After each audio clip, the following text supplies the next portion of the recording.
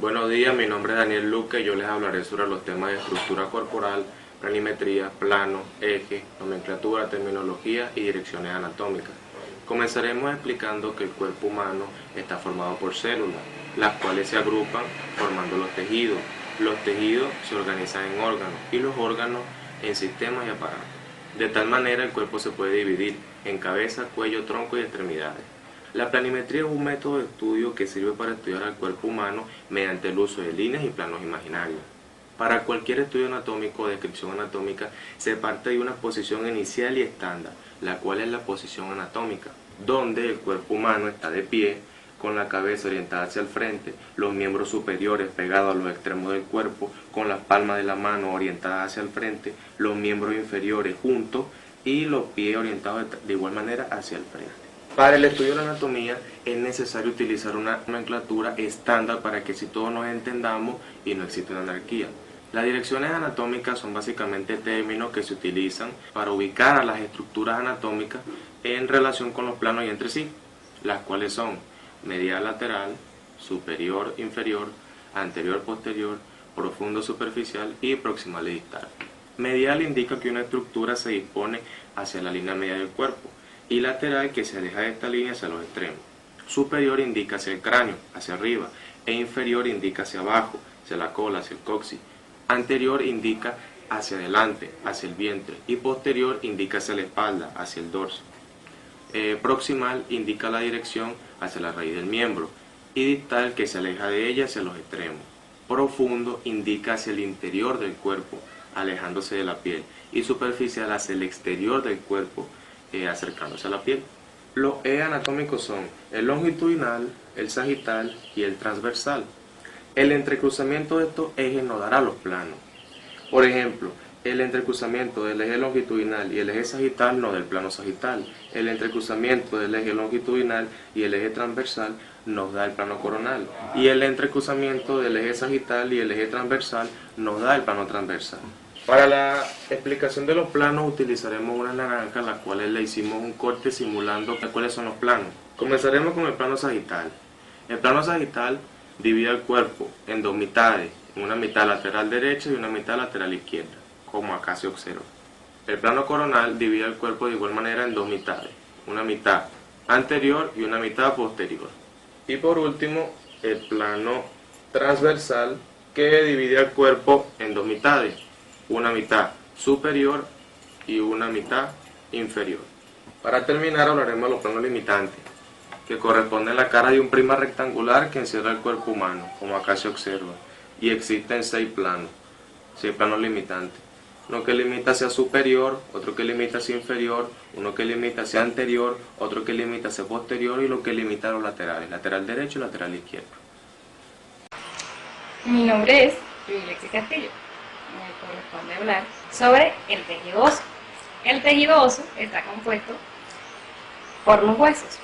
Los huesos son órganos duros y tienen como función dar soporte al cuerpo, brindar protección, dar forma al cuerpo, y una función importante es la hematopoiesis, que es la mera producción de sangre.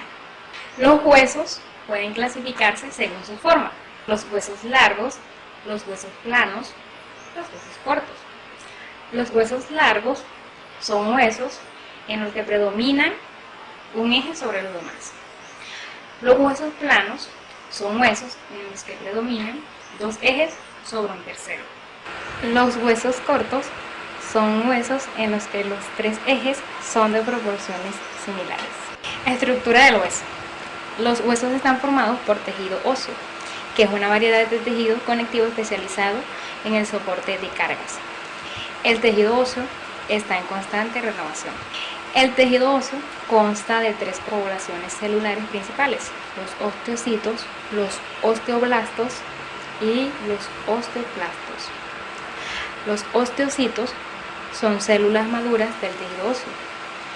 Los osteoblastos, que constituyen células formadoras de la matriz ósea y que cuando termina su maduración se transforman en osteocitos. Los osteoclastos son células polinucleares cuya función es la de destruir el hueso ya formado. Existen dos formas de tejido óseo: el tejido óseo compacto y el tejido óseo esponjoso. El tejido óseo compacto está formado por osteonas o sistemas de Havers.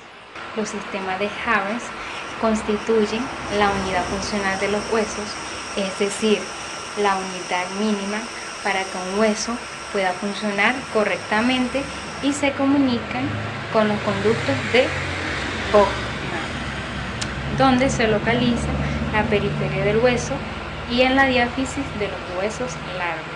El tejido óseo esponjoso está conformado por láminas entrecruzadas con aspecto esponjoso, como si fuera una piedra pómez, y allí es donde se contendrá la médula ósea roja con función hematopoyética, donde se localiza la epífisis de los huesos planos. Mi nombre es Mayli Farfán y les voy a hablar sobre la osteogénesis. En cuanto a la osteogénesis tenemos lo que es el esqueleto, que es el que se desarrolla a partir de las placas lateral y paraxial del mesodermo y a partir de la cresta neural. El mesodermo forma una serie segmentada de bloques tisulares en la región de la cabeza que se conocen como somitómeros y de la región occipital a la caudal se conocen como somitas. Al final de la cuarta semana, las células del esclerótomo forman un tejido laxo. Es característico que las células mesenquimatosas migren y se diferencien de distintas maneras. Y entre las estructuras óseas más importantes tenemos el cráneo, el cual se divide en dos partes, que es el neurocráneo y el esplagmocráneo. El neurocráneo se divide en dos partes, la parte membranosa y la parte cartilaginosa. La parte cartilaginosa está constituida por huesos planos que rodean el encéfalo formando una bóveda. Estos huesos son planos y membranosos y se caracterizan por la presencia de algunas espículas óseas con forma de aguja, que son estas que están por aquí. La parte cartilaginosa del neurocráneo, al principio el neurocráneo está formado por distintos cartílagos separados. Estos cartílagos forman el condrocráneo precordal y los que se encuentran ubicados detrás del límite de la zona rostral de la notocorda forman el cráneo cordal. La base del cráneo se forma cuando estos cartílagos se fusionan y se convierten en hueso. En cuanto al esplagmocráneo, este está formado por los huesos de la cara y se basa en dos arcos faringeos. El primer arco faríngeo pasa por la apófisis maxilar y crea el maxilar, que es este que está aquí. El hueso cigomático y el hueso temporal. El hueso cigomático, que es este que está aquí, y el hueso temporal, que es este que está aquí. El mesénquima, que rodea el cartílago de Meckel, se convierte en hueso y origina la mandíbula, que es esta que está aquí. Y posteriormente se origina por el segundo arco faríngeo el yunque, el martillo y los estribos, estos que están aquí. La osificación de estos tres huesecillos es la que se origina en el cuarto mes, por lo que estos huesos son los primeros en osificarse completamente. En esta parte del esplagmocráneo, al aparecer los dientes y desarrollarse los senos respiratorios, la cara pierde sus rasgos de bebé. En cuanto al cráneo del recién nacido, en el nacimiento los huesos del cráneo están separados por unas costuras de tejido conjuntivo llamadas suturas, que son estas que están aquí. Las suturas también proceden de dos fuentes: de la célula de la cresta neural, que es la sutura sagital, esta de aquí, y del mesodermo paraxial, la sutura coronal, que es esta que está aquí. En los puntos que se encuentran más de dos huesos, las suturas se ensanchan y se conocen como fontanela, que es esta que está aquí. La fontanela más evidente es la fontanela anterior, esta de aquí, que es la que se nota más, que se sitúa en el punto de encuentro de los huesos parietales y de los dos huesos frontales. Las fontanelas permiten que los huesos del cráneo se moldeen durante el nacimiento, pero poco después del nacimiento, los huesos membranosos recuperan su posición original y el cráneo parece más grande y redondo. De hecho, comparado con la pequeña región facial, el tamaño de la bóveda es grande. Los huesos de la bóveda continúan creciendo después del nacimiento, principalmente debido al crecimiento del cerebro. Aunque un niño de 5 a 7 años parece que su capacidad craneal está completamente terminada, algunas suturas continúan abiertas hasta la edad adulta. En cuanto al crecimiento y el desarrollo de las extremidades, al final de la cuarta semana el desarrollo de las yemas de las extremidades se hacen visibles en la pared ventrolateral del cuerpo. Primero aparecen las extremidades anteriores y 1 o 2 días más tarde aparecen las posteriores. A medida que la extremidad crece, las células que se encuentran más alejadas de la cea, que es la cresta ectodérmica apical, empiezan a diferenciarse en cartílagos y músculos. De esta manera se desarrolla la extremidad y progresa desde la parte proximal a la distal, que es esta que tenemos aquí. En un embrión de 6 semanas, la parte terminal de las yemas de las manos se aplana para formar las placas de las manos y de los pies. Y así, más adelante se pueden reconocer las principales partes de las extremidades. En cuanto a las vértebras y columnas vertebrales, las vértebras se forman a partir de las partes del esclerotoma de los somitas que derivan del mesodermo paraxial. Una vértebra típica está formada por un arco vertebral, un orificio vertebral, un cuerpo, una apófisis transversa y generalmente una apófisis espinosa. Durante la cuarta semana, las células del esclerotoma migran y se fusionan con las células de los somitas opuestos del otro lado de la placa neural o del tubo neural. A medida que el desarrollo continúa, la parte del esclerotoma de cada somita experimenta un proceso llamado resegmentación. Así, cada vértebra se forma por la combinación de la mitad caudal de un somita y la otra mitad craneal de su vecino. Ahora bien, ¿qué hace la resegmentación? La resegmentación hace que los miotomas tiendan un puente sobre los discos intervertebrales y esto les confiere la capacidad de mover la columna. Los nervios raquídeos pasan a situarse cerca de los discos intervertebrales y así abandonan a la columna vertebral a través de los orificios intervertebrales. A medida que se va formando las vértebras se establecen dos curvaturas primarias, la curvatura torácica y la curvatura sacra. Y más adelante se establecen dos curvaturas secundarias, que es la curvatura cervical, que es cuando el niño aprende a sostener la cabeza, y la curvatura lumbar, que es cuando el niño aprende a caminar. Las células mesenquimatosas situadas entre la parte cefálica y caudal no proliferan, pero llenan el espacio entre dos cuerpos vertebrales. De esta manera contribuyen a formar el disco intervertebral, aunque en la región de los cuerpos vertebrales la notocorda se retrae completamente. En la región de los discos intervertebrales esta persiste y se agranda. Mi nombre es Keila Rico y soy participante de fisioterapia PNF2.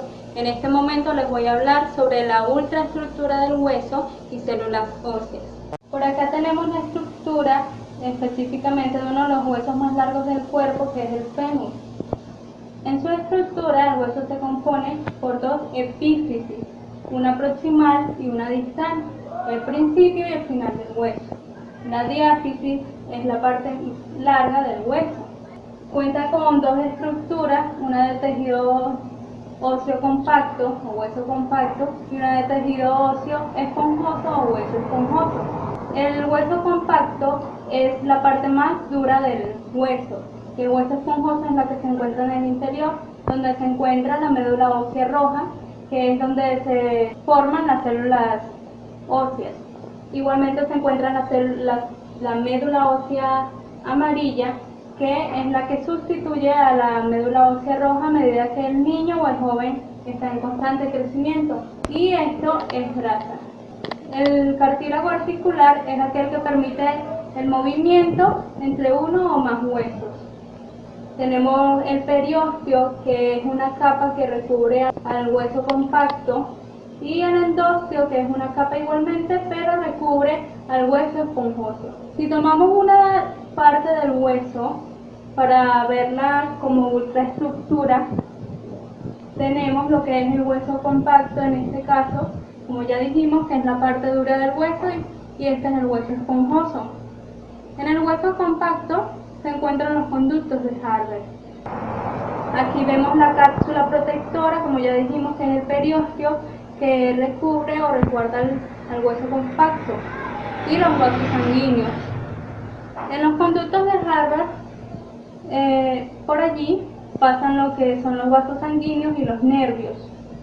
Aquí podemos ver estas lagunillas, que es donde se encuentran las células vivas, que son los osteoblastos y los osteocitos.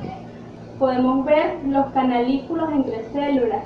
Estos canalículos también son llamados canales de Bowman, que le permiten a un conducto de Harvey comunicarse con otro conducto de Harvey. Muchas gracias.